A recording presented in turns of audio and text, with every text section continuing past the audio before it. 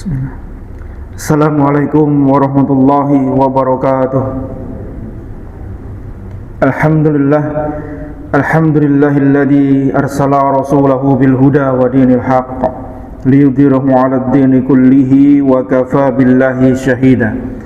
Asyhadu an la ilaha illallah wahdahu la syarikalah wa asyhadu anna Muhammadan 'abduhu wa rasuluhu la nabiyya wa la rasula ba'da. Allahumma salli wa sallim ala nabiyyina Muhammadin wa ala alihi wa sahbihi wa man tabi'ahum bi ihsanin ila yaumil qiyamah. Ya ayyuhalladzina amanu taqullaha haqqa tuqatih wa la tamutunna illa wa antum muslimun. Ya ayyuhan nasu taqu rabbakumul ladzi khalaqakum min nafsin wahidah wa khalaqa minha zawjaha wa bassa minhuma rijalan katsiran wa nisaa'a wattaqullaha alladzi tasaaluna bihi wal arham innallaha kana 'alaikum raqiba. Ya ayyuhalladzina amanu taqullaha wa qulu qawlan sadida yuslih lakum a'malakum wa yaghfir lakum dhunubakum wa man yuti'illaha wa rasulahu faqad faza fawzan 'azima. Summa amma ba'du. Allahumma anfa'na bima 'allamtana wa 'allimna ma yanfa'una wa zidna 'ilma. Alhamdulillah, kita bersyukur dan memuji Allah Subhanahu wa taala atas nikmat-nikmat yang Allah limpahkan kepada kita. Terkhusus di malam hari ini Allah mudahkan langkah kaki kita untuk menuju majelis ilmu ini. Allah berikan kita nikmat sehat, Allah berikan kita nikmat luangnya waktu, yang semoga Allah jadikan jerih payah kita, langkah-langkah kaki kita sampai di tempat ini sebagai pemberat timbangan kita nanti di hari kiamat. Salam serta salawat untuk Nabi kita yang mulia Rasulullah sallallahu alaihi wasallam beserta keluarga, para sahabat serta seluruh pengikutnya. Alhamdulillah, kita akan melanjutkan hadis-hadis dalam kitab Riyadhus Shalihin. Kita masuk di hadis ke-55 atau hadis kedua di bab yang keempat, yaitu bab tentang kejujuran. Imam Nawawi rahimahullah ta'ala membawakan hadis an Abi Muhammad Al-Hasan ibni Ali ibni Abi Thalib radhiyallahu anhuma qala hafadtu min Rasulillahi sallallahu alaihi wasallam da ma yaribuk ila ma la yaribuk fa inna sidqa tuma'ninatun wal kadiba ribatun. Rawahu Tirmizi wa qala hadisun sahihun. Dari Abu Muhammad Al-Hasan bin Ali bin Abi Thalib, semoga Allah meridhai keduanya, ia berkata, aku menghafal beberapa kalimat dari Rasulullah sallallahu alaihi wasallam, yaitu beliau bersabda, tinggalkan sesuatu yang meragukanmu menuju sesuatu yang tidak meragukanmu. Sesungguhnya kejujuran itu akan memunculkan ketenangan, sedangkan kedustaan akan memunculkan keraguan. Hadis riwayat Imam Tirmizi nomor 2518 dengan sanad sahih. Kita ambil faedah dari hadis ini. Yang pertama adalah hadis ini diriwayatkan oleh salah satu cucu dari Rasulullah sallallahu alaihi wasallam, yaitu Al-Hasan bin Ali bin Abi Thalib radhiyallahu anhu, yang beliau berkunyah Abu Muhammad. Jadi anak tertua dari Ali bin Abi Thalib dan Fatimah radhiyallahu anha adalah Al-Hasan yang berkunyah Abu Muhammad. Awalnya Ali bin Abi Thalib radhiyallahu anhu itu akan memberikan nama bukan Hasan kepada putranya. Diriwayatkan di riwayat Imam Ahmad di nomor hadis 730.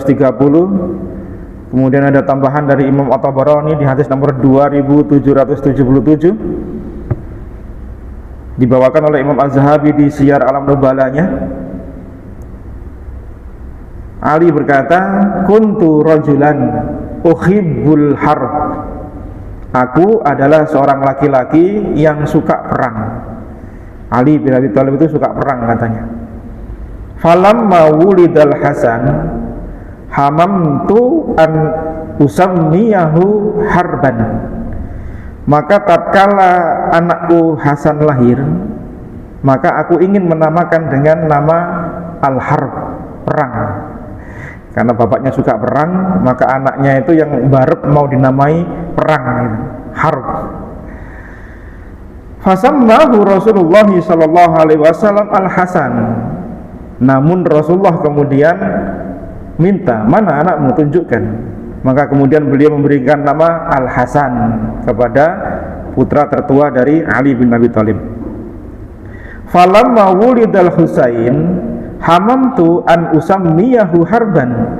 Ketika adiknya lahir Husain, maka aku pun ingin memberikan nama lagi, karena yang pertama tidak jadi karena diganti sama Rasulullah dengan Al-Hasan. Maka ketika anak yang kedua lahir itu mau diberi nama Harb, ya, diberi nama lagi Harb, perang. Fasammahu Rasulullah SAW Al-Husain. Namun Rasulullah kemudian memberi nama anak keduaku dengan Al-Husain. Ini asal muasal nama Al-Hasan dan Al-Husain, cucu Rasulullah SAW dari Ali bin Abi Thalib. Al-Hasan lahir di bulan Sya'ban, sebagian menyebut di pertengahan Ramadan, di tahun ketiga Hijriah.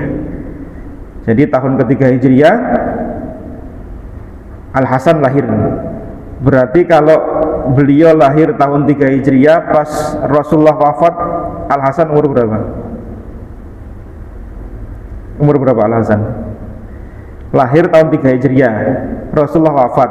Waktu itu Al-Hasan umur berapa?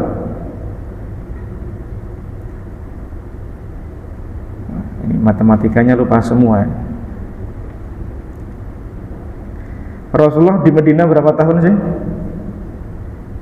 Berapa tahun? 10 Hijriah kan?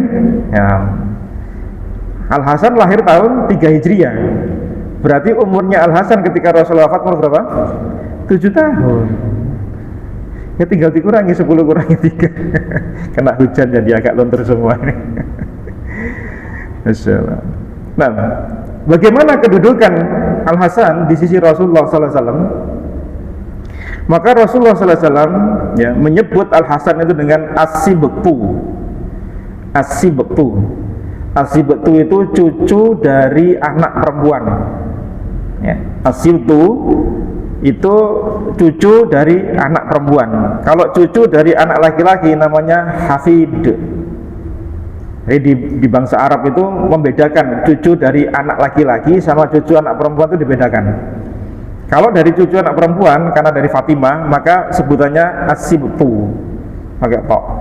Kalau dari lahir anaknya laki-laki, cucunya ya, putranya laki-laki punya cucu ya, maka dinamakan dengan Hafid. Itu di bangsa Arab terkenal seperti itu. Al-Hasan itu Nabi SAW di Bukhari hadis nomor 3754, beliau mengatakan huma raihanataya minad dunya. Ketika menyebut Al-Hasan dan Al-Husain adiknya, beliau mengatakan mereka berdua itu wewangianku di dunia. Raihan itu, raihanah itu bunga yang harum semerbak. Syekh Utsaimin mengatakan ar-raihanah hiya tilka zahratu at-thayyibatu ar-raihah. Raihanah yang disematkan pujian untuk Al-Hasan dan Al-Husain cucu Rasulullah itu adalah bunga yang harum semerbak aromanya, sehingga menunjukkan tentang apa namanya, kesenangannya Rasulullah. Jadi kalau bunga itu harum, wangi kan suka kita ya. Seperti itulah cucu Al-Hasan dan Husain di sisi Rasulullah sallallahu alaihi wasallam. Secara postur keadaan tubuhnya Al-Hasan, para sahabat mensifatinya dengan beberapa hadis. Contoh di Bukhari nomor hadis 3542, Di Bukhari hadis nomor 3542, Uqbah bin Al-Haris radhiyallahu an menceritakan, shalla Abu Bakrin radhiyallahu an al-asr. Abu Bakar itu mengerjakan selesai salat asar. Summa kharaja yamshi fara'al Hasan yal'abu ma'as sibyan. Kemudian ketika melangkah keluar dari masjid, maka Abu Bakar melihat Al-Hasan bermain dengan anak-anak sebayanya. Fahamalahu ala atiqih. Kemudian digendonglah Al-Hasan di pundaknya Abu Bakar, sambil Abu Bakar berkata, waqala bi abi syabihun bin nabiyyi la syabihun bi aliyin. Demi bapakku, kata Abu Bakar sambil gendong Al-Hasan di pundaknya, anak ini mirip sama Nabi, tidak mirip sama Ali. Jadi Abu Bakar itu ketika gendong Al-Hasan cucu Nabi di atas pundaknya mengatakan, anak ini nih mirip Nabi, nggak mirip bapaknya. Wa Aliyun yudhak. Kemudian Ali tertawa. Mungkin ikut gennya Fatimah ya, anak laki-laki saja. Seorang sahabat yang lain, Abu Juhaifah, diriwayatkan di Syiar Alam Nubala, Imam Az-Zahabi mengatakan, hadal Hasan ibnu Ali asbahun nas bi Rasulillah sallallahu alaihi wasallam ma baina sadri ila ra'si. Inilah Hasan, Al-Hasan bin Ali radhiyallahu anhu, orang yang mirip dengan Rasulullah sallallahu alaihi wasallam dari dada sampai kepalanya. Jadi dari dada sampai kepala itu mirip Rasulullah sallallahu alaihi wasallam. Anas bin Malik radhiyallahu anhu berkata di Bukhari nomor hadis 3752, beliau berkata, lam yakun ahadun asbahan bin nabiyyi sallallahu alaihi wasallam minal Hasan ibni Ali. Tidaklah ada seorang pun yang mirip dengan Rasulullah kecuali Al-Hasan bin Ali bin Abi Thalib. Jadi dari segi postur ya, Al-Hasan ini memiliki kemiripan dengan Rasulullah SAW dibanding dengan Ali bin Abi Thalib. Dan beliau, Nabi SAW, memuji Al-Hasan cucunya ini di hadis Bukhari nomor 3629. Di Bukhari nomor 3629, Rasulullah mengatakan, inna bani hada sayyidun wa la'allallaha an yusliha bihi baina fi'atain azimatain minal muslimin. Sesungguhnya anakku ini, yaitu cucunya Al-Hasan, Nabi kadang menyebut dengan anak, adalah pemimpin yang melalui Allah Subhanahu wa taala melalui dirinya akan mendamaikan dua kelompok besar dari kaum muslimin yang sedang bertikai. Jadi Al-Hasan ya, Nabi menyebut dengan anakku, dan ini faedah pula bolehnya menyebut cucu itu dengan anak, itu boleh. Ya, karena Nabi sallallahu alaihi wasallam menyebut inna bani, ini anakku. Dia akan menjadi pemimpin yang akan mendamaikan dua kelompok besar umat yang akan bertikai nanti lewat tangannya. Dan benar jemaah sekalian, nubuah Nabi sallallahu alaihi wasallam menjadi kenyataan. Setelah syahidnya Ali bin Abi Thalib di tangan orang Khawarij, maka kemudian diangkatlah Al-Hasan untuk melanjutkan tampuk kekhalifahan. Tapi ternyata tidak sampai setahun, sekitar 6 bulan kalau tidak salah, terjadi pasca meninggalnya Ali bin Abi Thalib, Muawiyah bin Abi Sufyan itu juga diangkat jadi khalifah. Hampir terjadi perang besar yang disebutkan oleh para sahabat, di belakang Al-Hasan itu ada pasukan seperti gunung, saking besarnya pasukan. Sebagian ingin memprovokasi Al-Hasan untuk menyerang Muawiyah bin Abi Sufyan ya.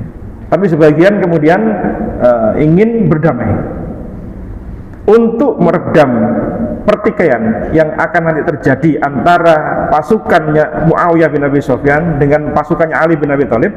Maka Al-Hasan menyerahkan tampuk kepemimpinan khalifah kepada Muawiyah bin Abi Sufyan di tahun ke-41 Hijriah. Yang tahun itu disebut dengan Al-Am Al-Jamaah, tahun persatuan kaum muslimin. Karena hikmahnya adalah ketika kedua pasukan ini siap untuk berperang, maka yang tertumpah siapa? Darahnya kaum muslimin. Maka dengan itikat baiknya Al-Hasan bin Ali bin Abi Thalib, maka kemudian tampuk kepemimpinan khalifah diserahkan kepada Muawiyah, kemudian Al-Hasan membaiat Muawiyah menjadi khalifah. Dan inilah akhir dari kekhalifahan Rasulullah SAW.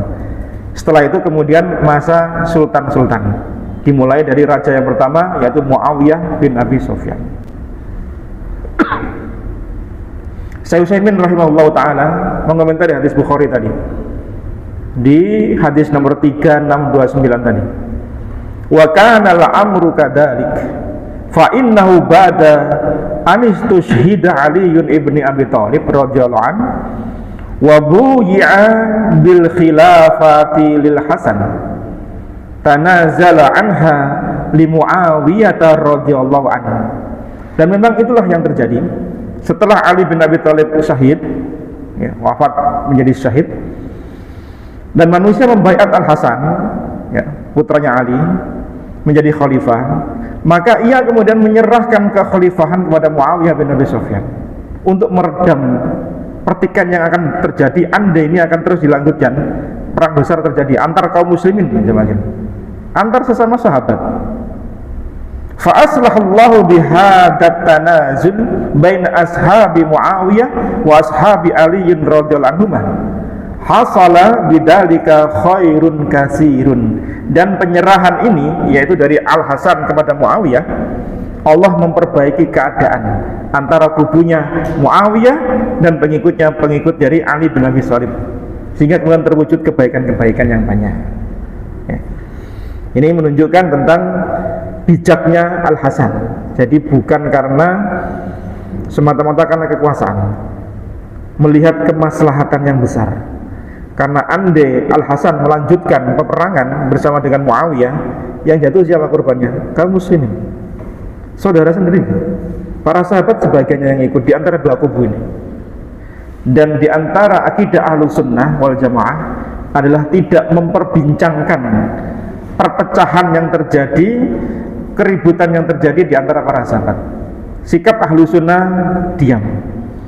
Karena sebagaimana kata Nabi SAW, jika seorang hakim memutuskan sebuah perkara dan dia benar, dia mendapatkan 2 pahala.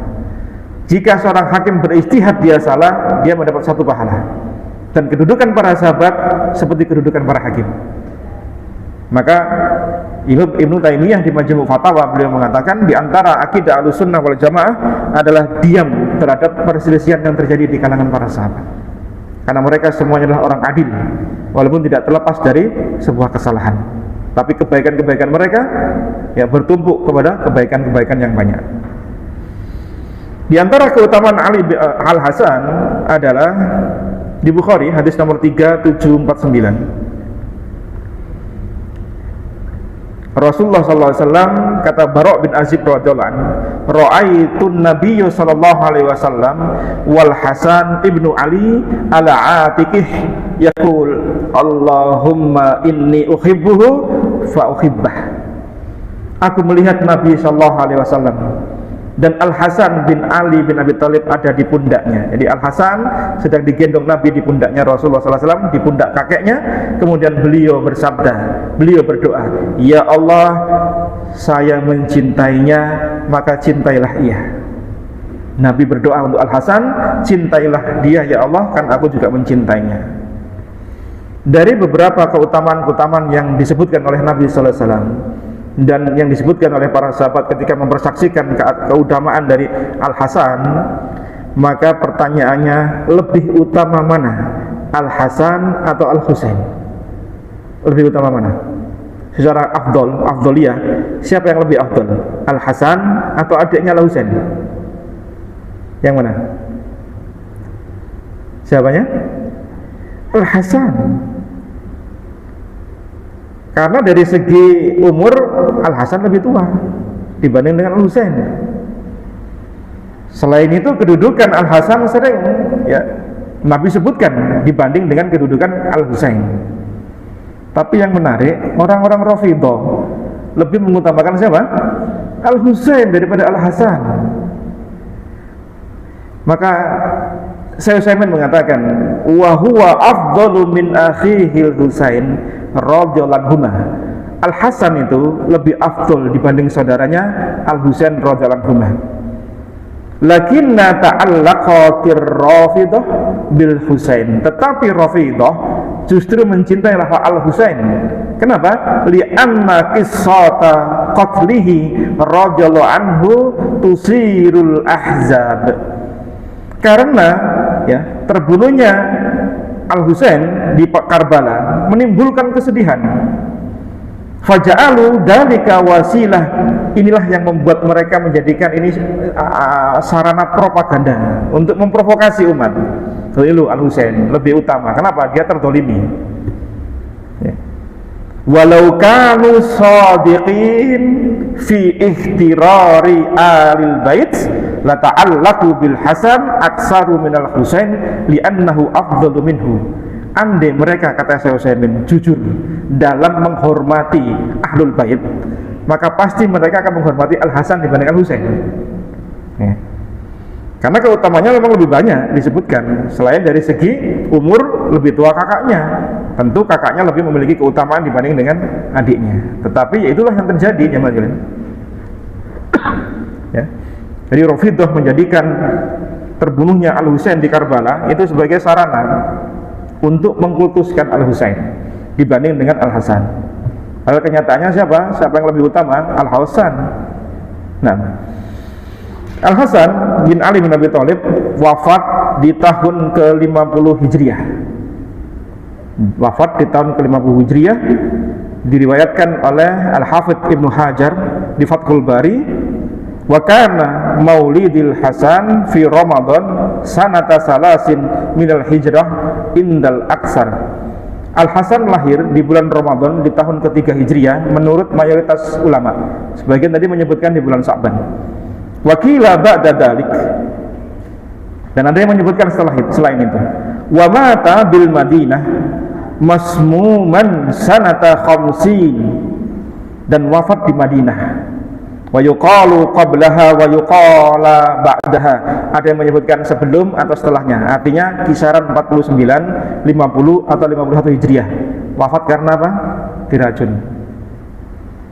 Kemudian tersebar propaganda di kalangan orang-orang yang membenci Muawiyah, yang meracun Muawiyah. Itu tuduhan dusta yang tidak bisa dibuktikan ya. Ini tuduhan-tuduhan kepada Muawiyah bin Abi Sufyan. Ini sekilas tentang biografi perawi hadis cucu Nabi sallallahu alaihi wasallam Al-Hasan. Beliau mengatakan, aku mendengar, menghafal dari Rasulullah SAW beberapa kalimat, da' ma yaribuk ila ma la yaribuk. Tinggalkan apa yang meragukanmu menuju kepada yang tidak meragukanmu. Maksudnya apa? Yaitu meninggalkan hal-hal yang tidak membuat kita tenang. Orang kalau ragu-ragu itu tidak tenang ya. Ragu-ragu dengan sesuatu itu tidak tenang. Maka menujulah kepada sesuatu yang yakin, yang membuat kita tenang. Maka kemudian para ulama mengambil dari hadis ini satu hukum fikih, usul fikih, yaitu al-yakin la yazalu bisak. Sesuatu yang meyakinkan itu tidak dapat hilang dengan keraguan. Sebuah usul fikih berasal dari hadis tadi, yaitu sesuatu yang kita yakin tidak akan bisa dihilangkan dengan sebuah keraguan ya. Ini sebuah kaidah yang agung dalam agama kita, karena kaidah ini mencakup seluruh cabang-cabang ilmu yang ada ya. Kaidah keyakinan tidak bisa dikalahkan dengan keraguan itu mencakup semua bidang. Perhatikan perkataan para ulama berikut. Imam As-Suyuti mengatakan, hadhil qaidah yadkhulu tahtaha minal masail ma la yukhsha wa qila salasatu arba'iha. Kaidah ini diterapkan pada semua bab-bab fikih, dan permasalahan fikih yang dicakup ini banyak sekali, sampai 3/4 permasalahan fikih. 3/4 permasalahan fikih itu asal muanya dari kaidah ini, yaitu sesuatu yang meyakinkan tidak dapat hilang hanya dengan sebuah keraguan. 3/4 permasalahan fikih berasal dari induk dari fikih kaidah ini. Imam Nawawi mengatakan di Majmu' Syarah Muhadzab, hadhil qaidah aslu adimun fi syara'. Kaidah ini merupakan prinsip yang agung dalam agama kita. Wahia qaidatun ammatun tadkhulu fi jami'in abwabil fikih. Masuk di dalamnya semua perkara-perkara bab fikih. Dari semua perkara-perkara fikih, kata Imam Nawawi, masuk pada pembahasan kaidah ini. Wala yakhruju anha illa masailu yasirah, kecuali yang sedikit saja yang tidak ada di pembahasan ini. Kaidah ini jamaah sekalian, yaitu meninggalkan keyakinan tidak bisa dirubah dengan keraguan. Ini salah satu bentuk rahmatan agama kita. Karena kalau seseorang itu senantiasa ragu pada sesuatu, kan nggak nyaman kan? Nanti kita contohkan beberapa permasalahannya.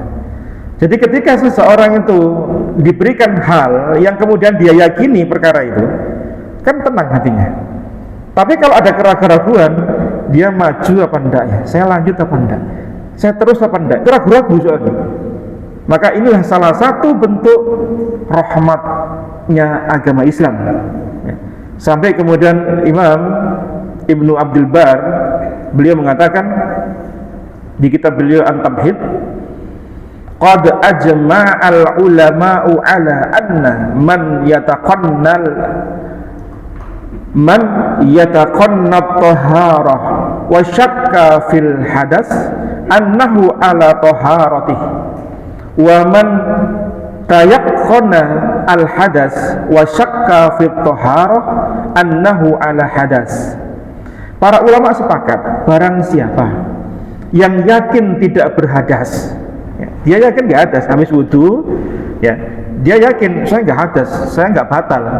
Kemudian muncul keraguan-raguan, saya tadi wudu apa enggak ya? Saya batal apa enggak ya?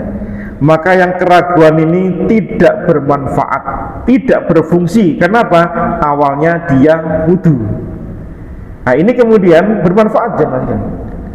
Karena kalau orang senantiasa ada pada keraguan, ini sudah berapa rakaat ya? Saya sudah wudu apa enggak ya? Sudah salam apa? Ragu-ragu, maka ibadahnya tidak akan sempurna. Maka inilah kemudian kaidah ini ya banyak memiliki cabang-cabang. Ya. Di antara cabang-cabang dari atau penerapan dari kaidah ini, yaitu keyakinan tidak bisa hilang dengan sebuah keraguan. Contoh penerapan kaidahnya yang pertama, ada orang yang bajunya itu tercipat najis dan dia tidak tahu bajunya itu bagian depan, kiri, kanan atau belakang. Dia tidak yakin, pokoknya kecipratan gitu. Wah, yang mana tadi yang kena najis? Maka seperti ini dia ragu-ragu kan, mau dicuci yang mana? Pas di depan ternyata yang najis kena belakang, dicuci yang kanan ternyata yang kiri kena najisnya. Bagaimana jalan keluarnya? Maka dia mencucinya dengan seluruh bajunya, mau depannya, mau belakangnya, mau kanan, mau kirinya, artinya semuanya dicuci, sehingga keraguan-raguan tentang di mana arah najisnya hilang. Dengan sebuah keyakinan, saya cuci baju saya, selesai. Contoh penerapan yang pertama. Contoh yang kedua, jika seseorang ragu dalam sholatnya, ini sering terjadi kalau kita sholat sendirian, entah duhur, entah asar yang tidak jahar. Biasanya sering lupa apakah sudah 2 rakaat atau 3 rakaat. Sering terjadi? Sering terlintas di benak kita. Terus bingung, mau piro iki mau? Loro ta telu? Kalau 2 kok saya nggak merasa tahiyat? Kalau 3 tadi juga belum tahiyat juga, ya bingung ya. Maka yang seperti ini dia harus mengambil sikap bagaimana untuk meyakinkan dirinya, ambil rakaat yang paling rendah, ambil 2 rakaat. Dia ragu-ragu, ini 2, 3 atau 4, bingung dia, nggak bisa nentukan, ragu-ragu soalnya. maka ambil sebuah keyakinan yang paling kecil nilai rakaatnya, ambil yang 2 rakaat. Sisanya kita berikhtiar, oh mudah-mudahan saya kurang 2. Setelah itu nanti bisa sujud sahwi. Kalau kita lanjutkan dengan keraguan-raguan, nggak akan selesai sholatnya. Gampang, mau lanjut, saya mau tahiyat apa enggak ini, saya mau ruku apa enggak, bingung dia. Maka ambillah keputusan, oh saya kurang 2 rakaat karena saya tadi 2, ambil rakaat yang paling rendah. Nah, contoh yang ketiga, apabila ada seseorang yang yakin dia telah wudu, kemudian dia ragu-ragu, apakah tadi saya batal apa tidak? Maka Nabi menyebutkan kan, kalau engkau ragu-ragu, maka ada 2 indikator. Kalau engkau batal, 1 tercium bau atau ada suaranya. Kalau tidak ada, berarti kembali ke hukum asal apa? Kita sudah punya wudu. Karena keyakinan yang pertama, wudu, tidak bisa dipupus dengan sebuah keraguan, saya batal apa enggak ya. Maka keyakinan ini tidak bisa hilang dengan sebuah keraguan. Maka hukum asalnya seseorang wudu, maka dia wudu selesai, tidak usah ragu-ragu. Atau sebaliknya, penerapan yang keempat, yaitu seseorang yang wudunya telah batal. Wudunya batal, sudah lama dia beraktivitas, terus dia lupa, saya sudah wudu apa enggak ya. Kebalikan dari yang tadi. Yang ketiga tadi, dia sudah punya wudu. Yang keempat ini, dia batal wudunya. Dia ragu-ragu, apakah tadi saya sudah wudu apa enggak. Namanya orang lupa, banyak aktivitas. Maka bagaimana untuk memupus keraguan? Kembalikan ke hukum asalnya, dia batal wudunya, maka dia wudu.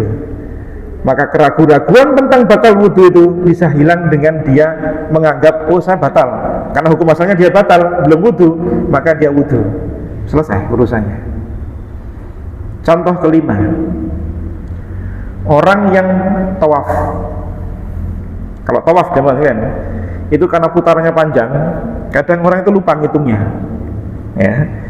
Lupa karena banyak kegiatan, mungkin dia baca doa, mungkin ngobrol sama temannya atau sama istrinya atau sama yang jamaah lain, mungkin dia lupa ngitung berapa jumlah hitungan tawafnya. Saya tadi sudah 3 apa 5 ya, lupa. Maka bagaimana caranya? Sama seperti rakaat salat yang ragu-ragu tadi, ambil putaran yang paling rendah.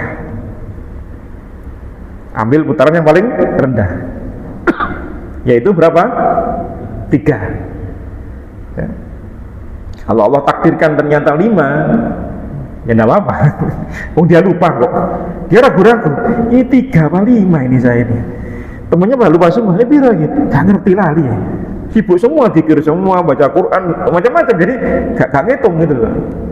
Karena saya pernah gitu soalnya, antara 6 sama 7 saya lupa. Ini berapa ini ya? Tapi saya punya dugaan kuat, saya masih 6. Akhirnya saya pakai yang 6, akhirnya putar lagi 1 lagi. Nah seperti itu terjadi ya Mas. Kenapa? Rentang waktu putaran tawaf itu panjang waktunya. Ya, waktunya panjang. Kalau sedang kredit rame, setelah sholat subuh sampai surut, itu kita putar 7 putaran, plus dengan sholat sunnah setelah putaran itu antara sholat subuh sampai surut itu baru selesai. Jadi berapa? 1 jam, hampir 1 jam lebih, hanya untuk 7 putaran. Lo bayangkan ngitungi 7 sak jam, lo kan lali ya. Nah maka boleh jadi ada orang ragu-ragu, saya ini 3 apa 5 atau 2 apa 4, maka hitunglah hitungan yang paling rendah ya. Contoh yang ke-6, barang siapa yang telah sah nikahnya, secara hukum, syarat, rukun sah nikahnya, kemudian dia ragu ketika tengkar sama istrinya, saya pernah nalak apa belum ya. Saking jengkelnya, saking emosinya, sampai keluar ucapan talak yang mungkin dia nggak sadar, maka dia lupa, saya nalak apa enggak istri saya. Maka hukum asalnya apa? Pernikahannya sah. Karena yang tetap apa? Ya sahnya pernikahan. Karena keraguan-raguan dia sudah mental apakah tidak, ini keraguan-raguan. Maka keraguan ini tidak bisa menghilangkan keyakinan di awal nikahnya sah. Yang ketujuh, contoh penerapan kaidah ini. Apabila seorang istri ditinggal lama oleh suaminya safar panjang, tidak ada kabar, tidak ada berita, bolehkah istri ini kemudian mengambil kesimpulan, mengambil keputusan dia menikah lagi? Boleh tidak? Boten pareng. Karena hukum asalnya dia masih menjadi istri sah seseorang sampai dia meyakini suaminya sudah tidak ada, misalnya meninggal dunia misalnya. Karena keyakinan di awal siapa? Dia istrinya orang, suaminya masih ada, cuma safar, mungkin WA-nya keblokir atau mungkin nomor HP-nya hangus dan seterusnya. Jadi wala kabar wala salam. Maka seperti ini tidak boleh baginya menikah lagi dengan alasan suami saya nggak ada kabarnya, itu tak nikah ya. Tidak boleh. Karena keyakinan di awal adalah dia tetap dihukumi suaminya masih ada. Ya, jadi orang nggak gampang-gampang kemudian nikah kembali gitu.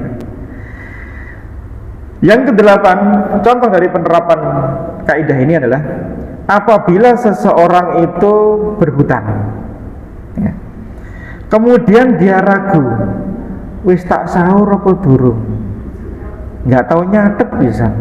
Kita ini Pak Bu ya, keyakinan kita wis nyaur gitu kan. Kita ini pernah berhutang dengan seseorang gitu, entah kapan gitu ya. Kemudian terus kita lupa, saya sudah bayar apa belum ya? Maka yang seperti ini nopo wajib bayar hutang atau dianggap kita tidak sudah lunas? Wah, kalau dianggap lunas semua bahaya ini. Maka hukum asalnya kita berhutang sampai kemudian si pemilik uang mengatakan Anda sudah bayar hutang, nah itu baru selesai. Tapi selama pemilik hutang mengatakan Anda belum bayar, maka kembali ke hukum asal, kita berhutang, ya. Maka wajib nopo bayar hutangnya, kecuali pemilik uang mengatakan sudah saya ikhlaskan, atau yang kedua Anda sudah bayar kok tahun sekian, cuma Anda lupa saja. Nah ini alhamdulillah ya. Nah, mudah-mudahan pemilik uang itu modelnya kayak gitu, mudah-mudahan mengikhlaskan atau itu sudah bayar gitu ya. Tapi tidak boleh pura-pura lupa ini, tidak boleh pura-pura ragu-ragu. Yang kesembilan, di antara contoh penerapan kaidah ini adalah barang siapa yang ketika berpuasa Ramadan dia berbuka sementara dia ragu matahari sudah tenggelam belum ya, kayaknya samar-samar saya dengar adzan tapi kayaknya tidak adzan, kayaknya jangan-jangan ada anak-anak latihan adzan atau orang nyetel adzan lewat HP, nyetel adzan dikira maghrib, dia ragu-ragu puasanya batal apa enggak kayak gini? Dia dianggap batal berpuasa, harus mengkodok pada bulan yang lain. Karena apa? Keraguan dia tenggelamnya matahari masih ragu-ragu. Sementara yang pasti apa? Matahari belum tenggelam. Berarti dia berbuka sebelum waktunya. Berarti yang seperti ini dia telah batal puasanya dan harus mengkodok di hari yang lain. Ya. Contoh yang ke-10, seseorang membeli air, kemudian berapa saat dia mengatakan, ada najisnya, kotor. Kemudian penjual mengatakan, enggak, saya jual pada Anda masih suci airnya. Maka yang dipegang pendapatnya siapa? Penjual atau pembeli? Penjual atau pembeli? Maka hukum asalnya sesuatu itu adalah suci, maka yang dipegang adalah pendapatnya si penjual. Sama seperti kalau panjenengan memproduksi sesuatu, kemudian ada orang tanya beli sama kita, maka kita tidak usah bertanya untuk apa dan tidak usah menelisik, juali saja. Kecuali dia mengatakan saya beli pisau untuk membunuh orang, nah itu baru nggak dijualin. Tapi jangan ditanya ketika dia beli pisau, pisaunya untuk apa Bu? Untuk ngerajang berambang atau untuk nyincang orang? Nah, tidak usah ditanya. Karena ngerepotin kita yang seperti itu soalnya. Ya, itu kerepotan kita. Contoh yang ke-11. Jika seseorang safar panjang, tidak diketahui kabarnya pula, sama kayak kasus yang ke ibu yang menikah lagi tadi itu, yang tidak boleh menikah lagi. Yang keberapa? Yang ke-7. Ada seseorang safar yang panjang, kemudian tidak diketahui rimbanya dalam sekian waktu lamanya. Apakah dia meninggal ataukah tidak? Maka bagaimana dengan hukum warisnya? Dia ninggalin harta banyak. Apakah boleh ahli warisnya langsung memutuskan kita bagi aja harta warisnya? Karena si fulan tidak balik-balik ini, paling sudah meninggal paling. Maka tidak boleh. Karena keyakinan kita apa? Hukum asalnya orang ini masih hidup sampai tersiar kabar memang dia meninggal dunia. Sama seperti kasus yang menikah tadi itu, tidak boleh menikah sampai kemudian dipastikan suaminya sudah tidak ada, baru boleh menikah. Ya. Yang terakhir yaitu masih ada 2 lagi. Yang ke-12, tidak wajib bagi seorang pembeli ya, untuk menanyakan kepada penjual tentang barangnya, apakah barang yang dia jual ini miliknya atau barang curian. Misal ada toko, kemudian kita beli sesuatu, air minum lah, kita nggak usah tanya, Pak, niku toyone niku barang curian apa panjenengan kulaan? Nggak usah. Kan nggak usah. Kenapa? Kata Syekhul Islam Ibnu Taimiyah di Majmu' Fatawa, beliau mengatakan wal aslu fi ma biyadil muslim an yakuna milkan lah. Hukum asal sesuatu di tangan seseorang itu miliknya sampai diketahui itu bukan miliknya gitu ya. Jadi kalau ada toko kelontong jualan sesuatu, kita yakin apa? Itu barangnya dia. Barangnya si pemilik toko, maka tidak usah tanya, Bu ini saya beli ini, wah jangan-jangan dia habis nyuri, terus dikumpulkan, tidak usah. Karena yang seperti ini membuat kita ragu-ragu jadinya. Padahal keyakinan di awal itu adalah milik si penjual. Ya.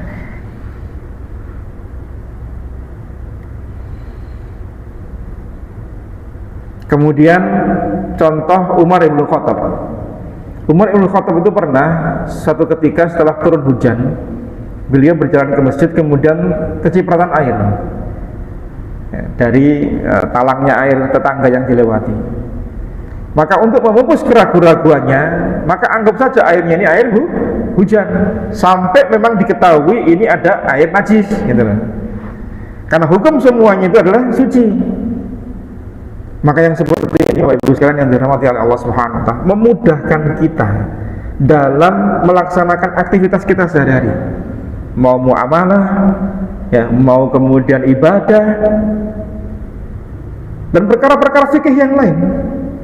Sampai para ulama Bapak Ibu sekalian, saking menjaganya perkara keraguan-raguan ini, mereka sampai kemudian menjaga betul perselisihan di kalangan para ulama.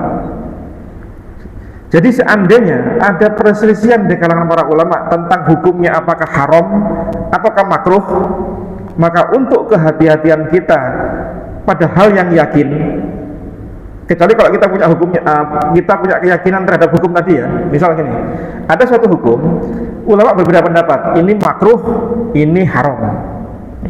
Kemudian dengan pengamatan kita dan ilmu yang kita miliki, kita bisa mengambil istinbat. Oh, berdasarkan dalil ini, saya lebih yakin pada pendapat yang makruh. Yang satu mengatakan, oh saya yakin dengan yang haram. Tapi kalau seseorang tidak bisa membedakan mana yang makruh, mana yang haram, maka bagaimana? Keluar dari perselisihan tadi, keluar dari keraguan-raguan tadi, para ulama memberikan jalan keluar. Ambillah hukum yang paling berat. Hukum apa yang diambil? Haram. Karena andai kita mengambil hukum yang haram, kemudian para ulama yang mengambil haram mengatakan kalau engkau melakukan ini kan berdosa, maka untuk keluar dari perselisihan itu kita ambil yang berat, yaitu haram, maka aman. Kalau kita mengambil yang makruh, ternyata yang lebih kuat yang haram, bukankah kita berdosa? Berdosa. maka ambil yang berat, hukum yang berat diambil. Itu jalan keluar yang disampaikan oleh para alim ulama. Ketika kita ragu-ragu, tidak bisa menemukan dalil antara yang satu dengan yang satu, kecuali kita mampu untuk menelaah. Tapi kan kita bukan orang di bidang itu, soalnya tugas kita kan hanya mengikut kan.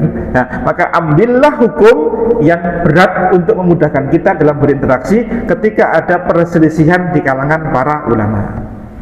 Dan di antara waroknya para ulama dahulu dalam meninggalkan keraguan-raguan menuju sebuah keyakinan, saya contohkan sebuah contoh.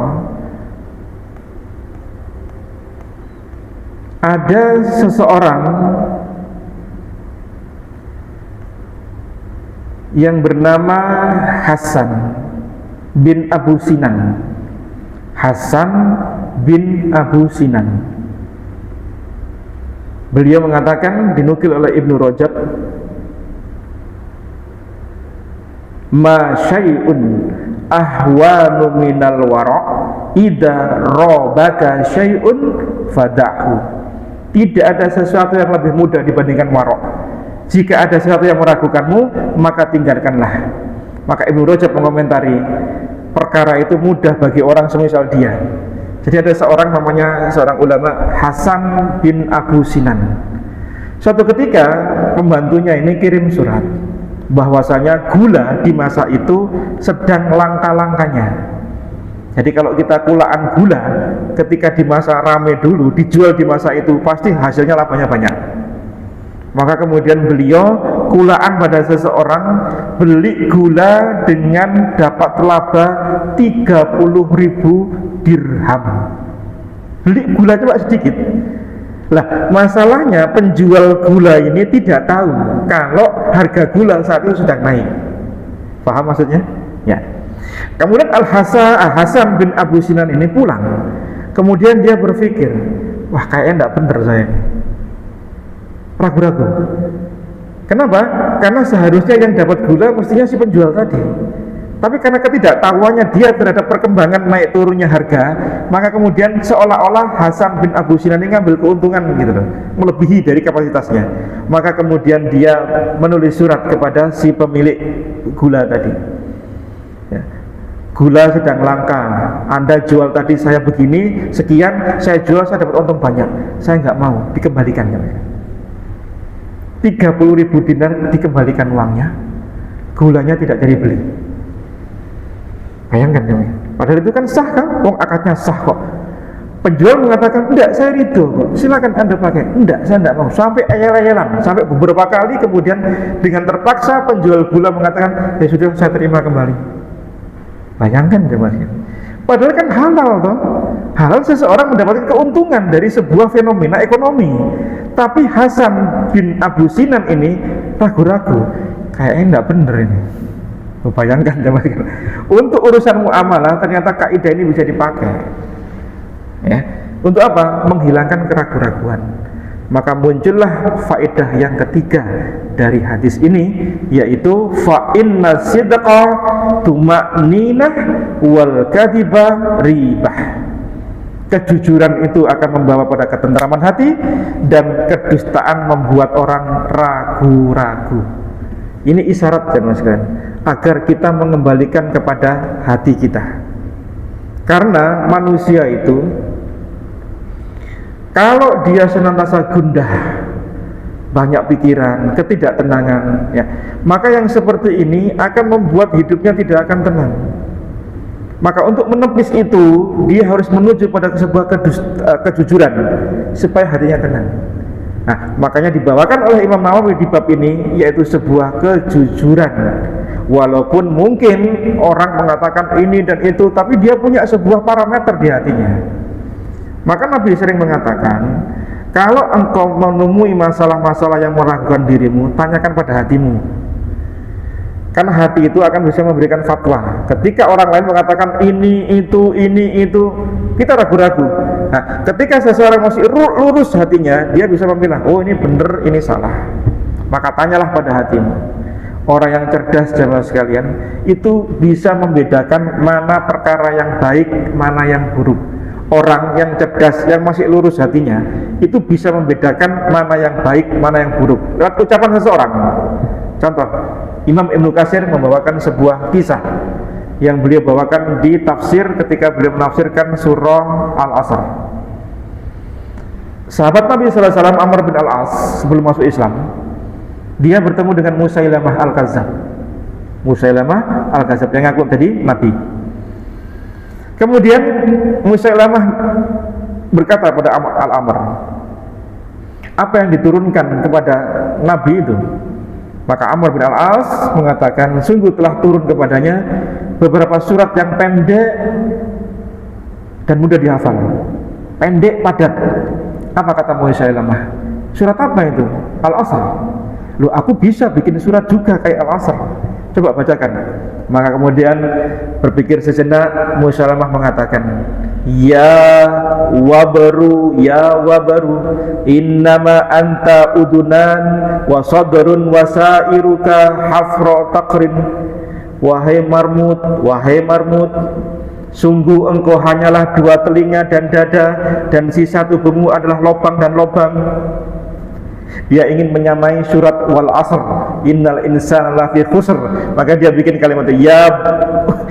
Saya ketawa ini bacanya ini. Kata Musailamah, gimana pendapatmu tentang ayat yang saya baca? Apa kata Amr bin Al-As? Ini belum Islam ini. Amr bin Al-As belum masuk Islam. Beliau mengatakan, wallah, innaka la ta'lamu anni a'lamu annaka takdzib. Demi Allah, engkau pasti tahu kalau engkau ini pendusta. Demi Allah, kamu pasti tahu kalau aku mengatakan kamu pendusta. Lihat teman-teman, Amr bin Al-As belum masuk Islam waktu itu, tapi kejernihan hatinya bisa membedakan ini bohong sama enggak.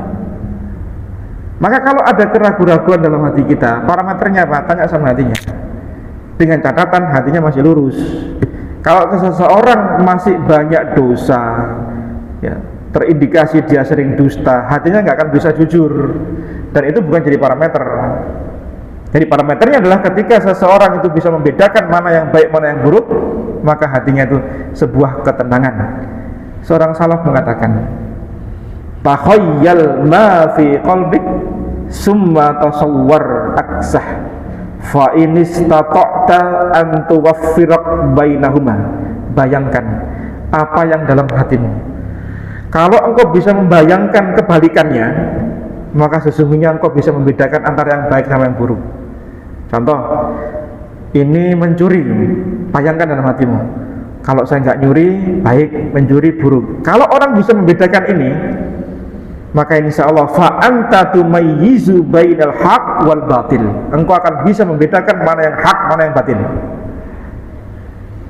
Wa bainas sidq wal kizb, dan engkau bisa membedakan mana yang jujur, mana yang dusta, dengan catatan hatinya masih lurus. Maka jamaah sekalian yang dimuliakan Allah Subhanahu wa taala, bagi orang-orang munafik sulit seperti itu. Bagi orang munafik untuk bisa jujur dalam hatinya itu sulit. Coba dibuka surah At-Taubah ayat ke-74.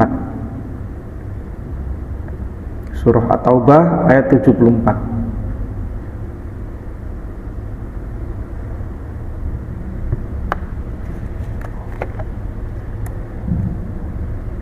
أعوذ بالله من الشيطان الرجيم يحلفون بالله ما قالوا ولقد قالوا كلمة الكفر وكفروا بعد إسلامهم وهموا بما لم ينالوا وما تقوا إلا أن أغناهم الله ورسوله فضله وإن يتوبوا خيرا لهم وإن يتولوا يؤذبهم الله عذابا أليما في الدنيا والآخرة وما لهم في الأرض من ولي ولا نصير.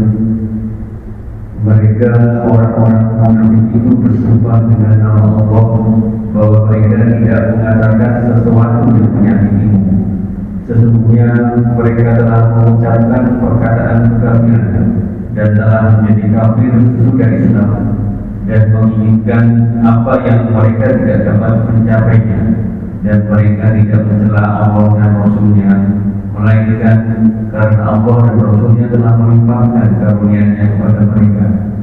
Maka jika mereka bertaubat, itu adalah lebih baik bagi mereka, dan jika mereka berpaling, niscaya Allah akan mengazab mereka dengan azab yang pedih di dunia dan di akhirat, dan mereka sekali-sekali tidak mempunyai pelindung dan tidak pula menolong di muka bumi. Ya, orang-orang munafik itu bersumpah dusta atas nama Allah tidak akan menyakiti Rasulullah SAW. Sementara hati mereka ragu. Jadi apa yang mereka ucapkan di lisan tidak sama dengan hati mereka. Itulah hatinya orang-orang munafik. Dan mereka tidak akan mencapai apa yang mereka inginkan. Maka orang yang senantiasa bohong, tidak jujur, itu akan terjadi kegundah-gulanaan dan keraguan dalam hatinya. Gak bisa mantap. Beda dengan orang yang jujur. Tenang, apa yang dia ucapkan gak punya konsekuensi kok. Karena kalau orang tidak jujur, dia harus menutupi ketidakjujurannya, dan itu akan membuat hatinya senantiasa terus dalam kebimbangan. Maka yang bisa kita petik dari akhir hadis ini adalah bahwa manusia harus meninggalkan kedustaan agar dia mendapatkan ketentraman dan ketenangan hati. Tinggalkan yang meragukanmu menuju apa-apa yang memberikan kamu kepastian. Dan keyakinan tidak akan bisa digugurkan dengan sebuah keraguan.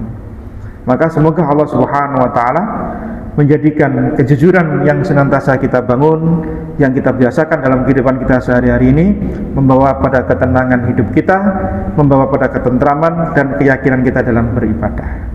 Demikian jamaah sekalian yang bisa kita sampaikan di materi kita di hadis ke-55. Barangkali ada yang ingin bertanya, saya persilahkan.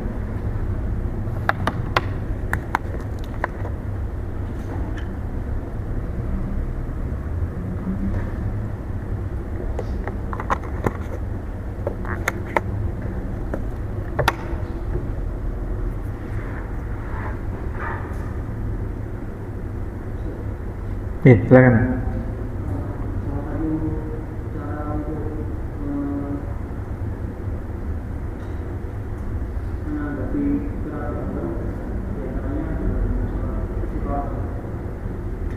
Istiqoroh. Terus? Lalu bagaimana cara kita mengetahui?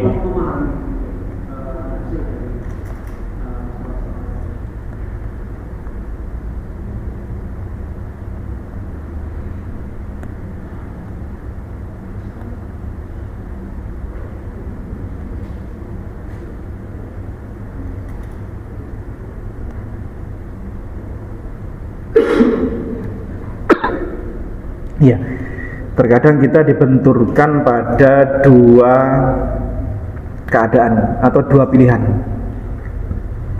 Tapi begini, kalau kita sudah yakin dengan satu pilihannya, itu tidak usah istikharah. Sudah yakin kok. Tapi kalau ragu-ragu dengan satu pilihan tadi, maka itulah disunahkan untuk istikharah. Misal ada tawaran pekerjaan, ya, satu perusahaan dengan satu perusahaan yang lain, bimbang, kedua-duanya CV kita diterima semua. Saya milih yang mana ya? Yang satu dekat dengan domisili saya tapi gajinya tidak gede, yang satu agak jauhan tapi gede. Nah, bimbang, maka silahkan salat istikharah. Nah, bagaimana kita bisa mengetahui hasil salat istikharah? Tidak selalu harus lewat mimpi. Sebagian orang membuat sebuah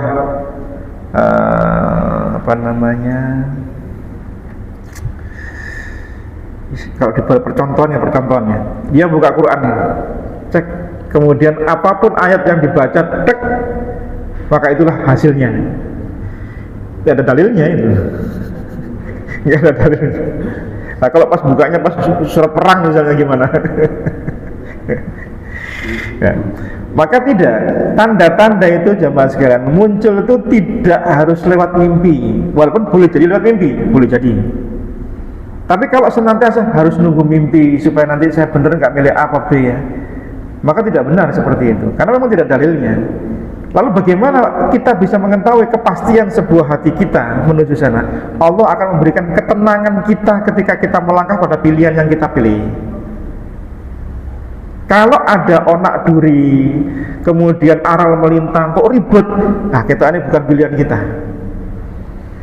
Misal di pilihan pekerjaan tadi, perusahaan tadi harus mensyaratkan ketika Anda masuk, Anda harus begini, begitu. Yang itu sulit untuk kita respon, sulit untuk kita kerjakan. Boleh jadi itu bukan pilihan terbaik.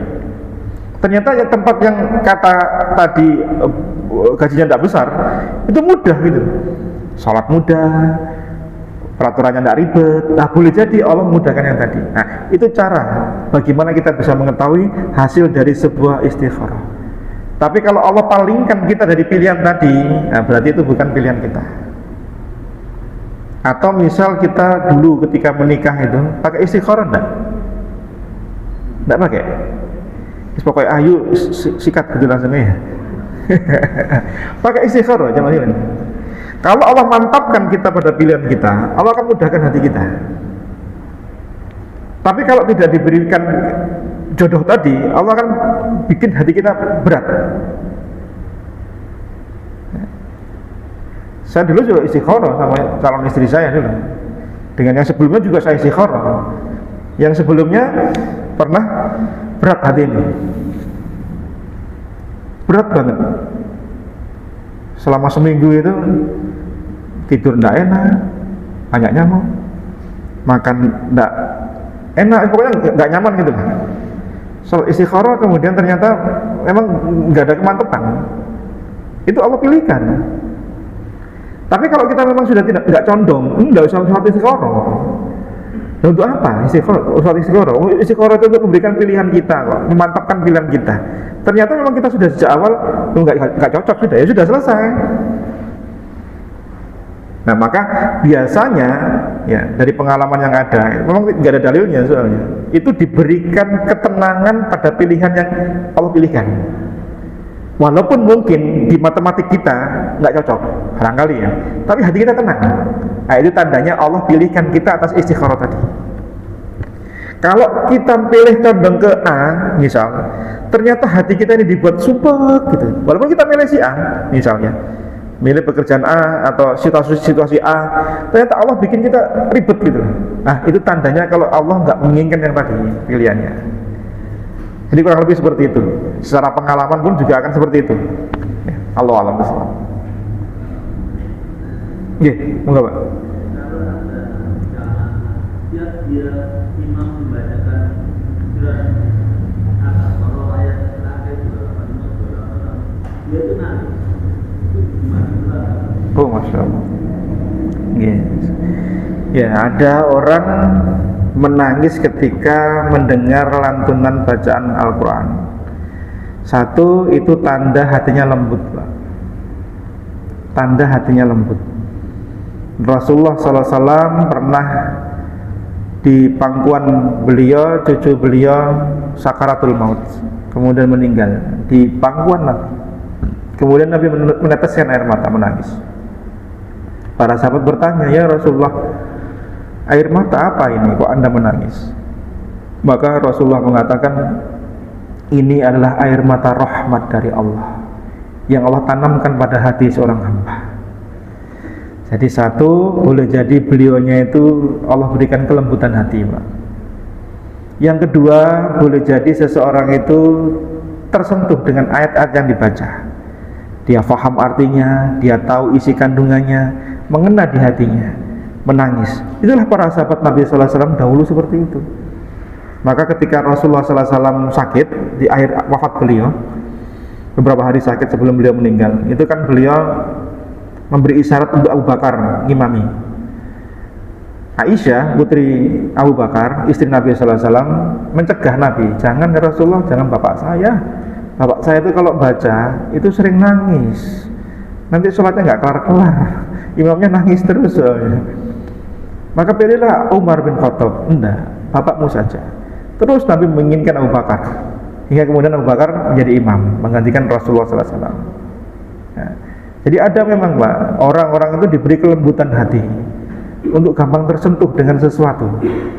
Maka berbahagialah kalau kita ketika mendengar ayat Al-Quran, kemudian hati kita kena, tak, kita tahu artinya, kita faham, pernah punya memori atau kenangan dengan ayat tadi, itu biasanya orang gampang tersentuh.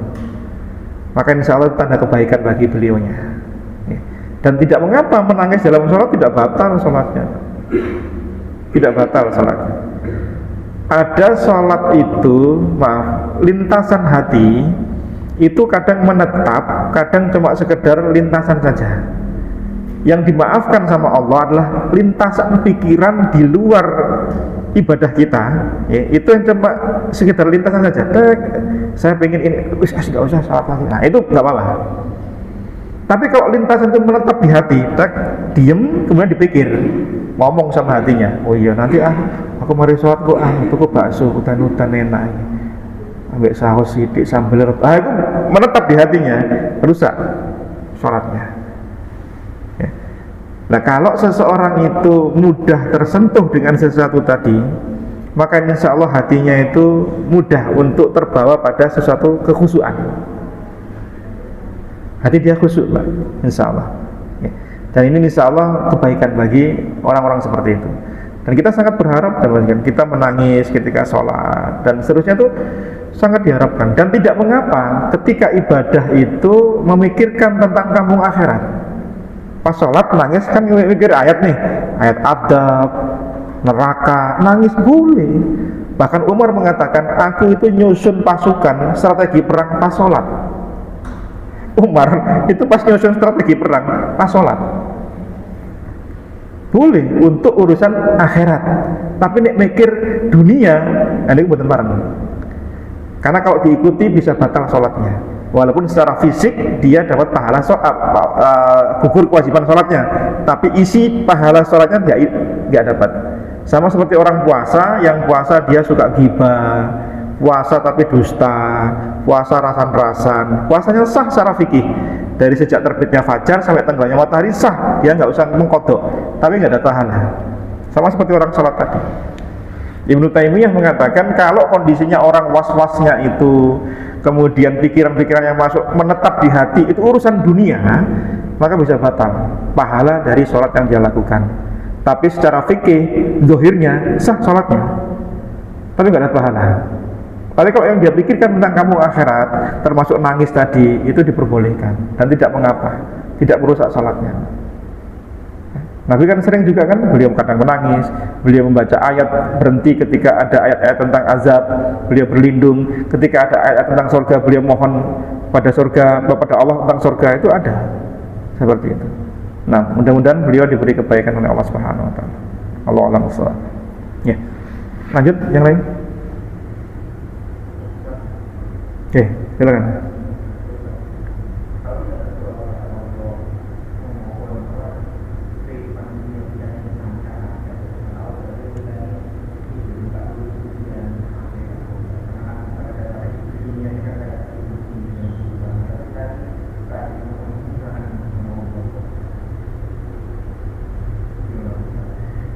Bisa diulang lagi pelan-pelan.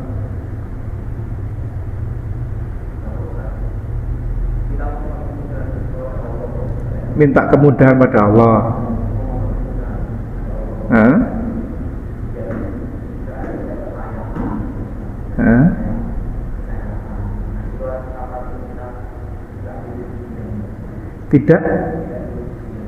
Tidak lulus ujian. Oh begitu ya, paham. Bolehkah ya?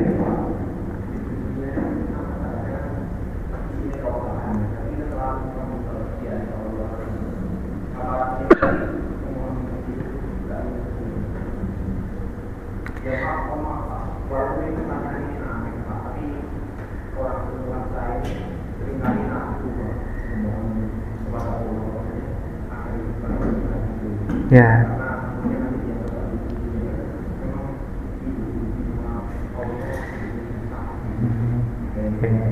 Baik. Ya, tinggalkan yang meragukan menuju ke yang yakin. Ya, ini tema bahasan kita malam ini. Bolehkah kita berdoa mohon untuk diberi kekayaan, kesehatan, begitu kan ya?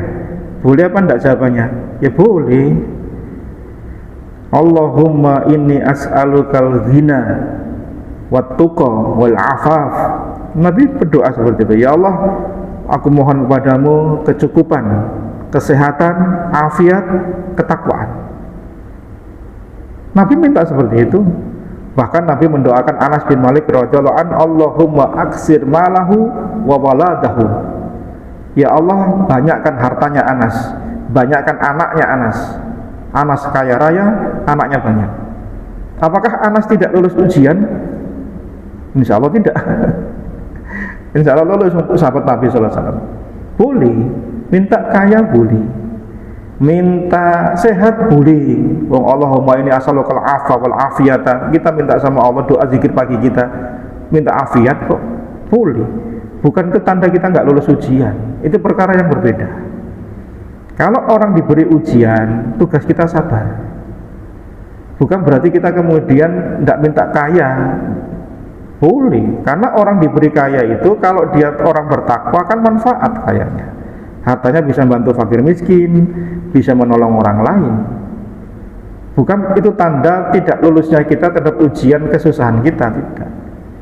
Karena itu perkara yang berbeda. Orang diuji ketika dia mendapatkan kesusahan, dia sabar. Diuji dengan kekayaan, dia syukur. Kalau dia tertimpa kesalahan, istighfar. Itu kunci yang Ibnu Qayyim Jauzi sebutkan, tanda seseorang bahagia. Ketika dia susah, sabar. Ketika dia dapat nikmat, syukur. Ketika dia tergelincir pada salah, istighfar. Itu kunci kebahagiaan. Dan manusia tidak akan lepas dari tiga ini. Siapa yang di atas muka bumi ini enak terus? Gak ada. Susah terus? Tidak ada. Bener terus? Tidak salah? Tidak ada. Semua pasti kena tiga. Maka boleh antum berdoa, ya Allah, berilah aku kecukupan, berilah aku kesehatan, berilah aku lulus ujian, berilah aku bisa dapat pekerjaan. Dan ini boleh, tidak dilarang. Dan harus yakin. Maka coba kita perhatikan doa para anbiya, baik di Al-Quran, doa Nabi kita sallallahu alaihi wasallam, di hadis Nabi sallallahu alaihi wasallam. Pernahkah ada doa-doa para anbiya, terkhusus Nabi kita itu doanya begini, ya Allah semoga engkau, ada enggak? Sifatnya langsung, direct, ya Allah berilah aku. Seolah-olah apa? Sebuah keyakinan Allah maha memberi. Kalau kita bilang ya Allah semoga engkau, itu seolah-olah kita nggak yakin. Kalau Allah memberi akan atas apa yang kita minta. Minta sama Allah yang yakin, ya Allah berilah aku kecukupan, berilah aku kesehatan. Langsung, ya Allah semoga engkau, semoga. Ini menunjukkan bahwasanya doa seperti itu diperbolehkan. Dan itu bukan tanda orang tidak lulus ujian. Ya. Bisa dipahami? Ya. Allah a'lam bishawab. Satu lagi barangkali. Oh iya. Enggak, Ibu.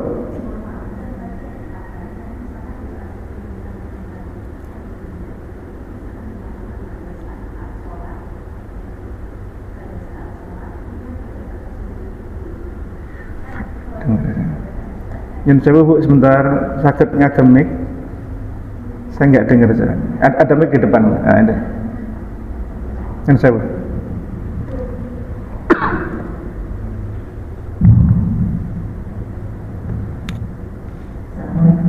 Assalamualaikum warahmatullahi wabarakatuh.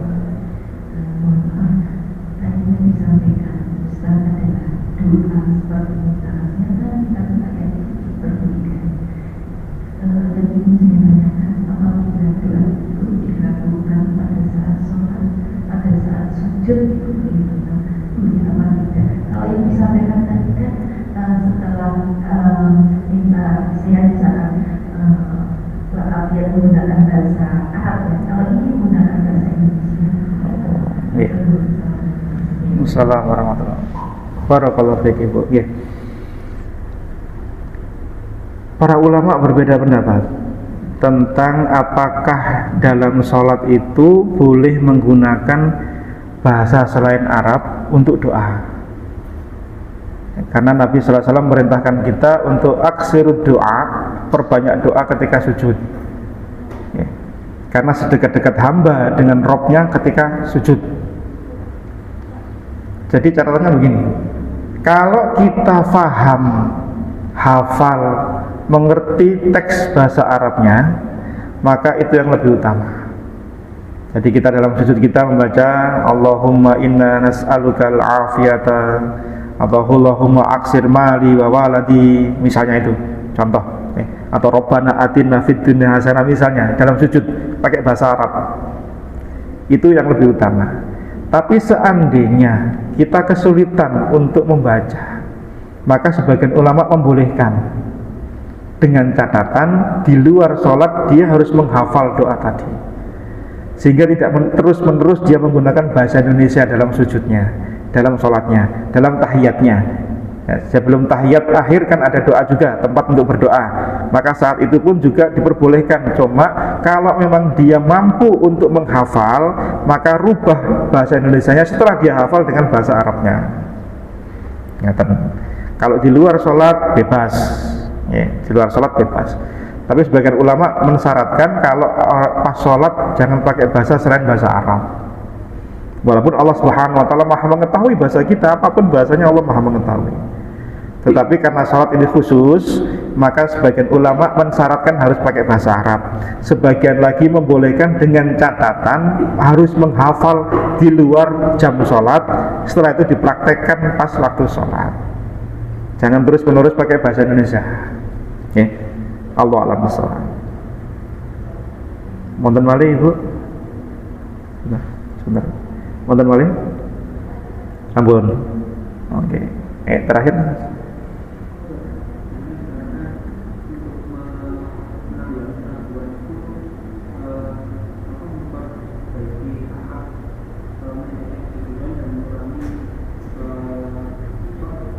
Dusta. Nah.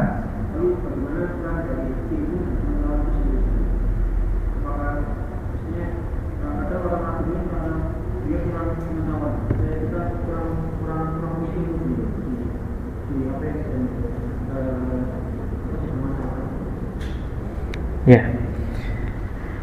apa yang disampaikan Rasulullah SAW tadi itu dilandasi ilmu sebenarnya. Kalau orang ragu tentang sesuatu, maka dia harus mengilmui perkara tadi. Kemudian tinggalkan yang meragukan menuju hal yang meyakinkan dengan ilmunya. Tadi kita contohkan beberapa contoh kan. Maka tadi turunannya adalah ketika para ulama memberikan sebuah hukum terhadap sebuah hukum permasalahan dan itu khilaf, maka para ulama memberikan jalan keluar. Kalau engkau mampu menelaah setiap dalil dari dua kubu, maka silakan memilih mana yang kuat di dalam perkara ini.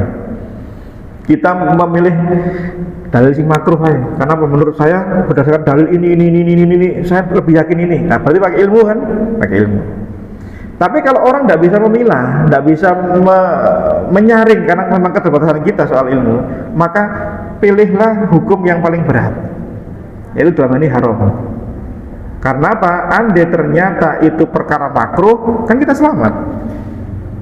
Tapi kalau ternyata kita memilih yang makruh, ternyata yang benar yang haram, apa nggak berdosa kita? Berdosa. Kemudian kembalikan ke hati. Karena hati ini kalau orang itu senantiasa jujur, ya, membawa pada ketenangan. Nah, ketenangan inilah yang memunculkan kemudian ilmu itu mudah untuk diterima. Orang kalau suka bohong, ya mas sekalian, ilmu itu akan sulit masuk. Hatinya sudah nolak duluan, karena nggak tenang hatinya. Oh, ilmu itu cahaya kok. Kemaksiatan itu sebuah kegelapan, dusta itu sebuah kegelapan. Maka nggak akan bisa ketemu dalam hati kita. Pasti harus pergi salah satunya, entah ilmunya, entah dusta kita yang pergi. Maka parameternya adalah ketika terjadi permasalahan ini adalah tetap hati kita yang diiringi dengan ilmu. Jadi tidak bertentangan. Ya, ilmu itu adalah sarana kita untuk mengetahui perkara-perkara yang secara fikih, ya, secara ilmiah harus ditelaah. Hati itu memberikan ketentraman dalam memilih mana yang lebih kuat dari keyakinan tadi. Jadi insya Allah ini jadi pelengkap. Nah, ya, Cukup ya. Mudah-mudahan apa yang kita kaji di malam hari ini semakin menambah semangat kita dalam thalabul ilmi. Semoga semakin menambah keyakinan kita terhadap syariat Allah, bahwa syariat Allah ini semuanya sempurna dan membawa kemaslahatan dunia dan akhirat.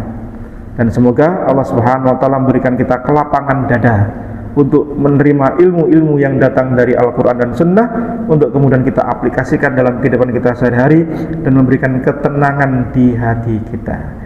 Barakallahu fikum, jazakumullah khair. Mohon maaf jika ada yang kurang. Kita akhiri dengan doa. Subhanakallahumma wa bihamdika asyhadu an la ilaha illa anta astaghfiruka wa atubu ilaik.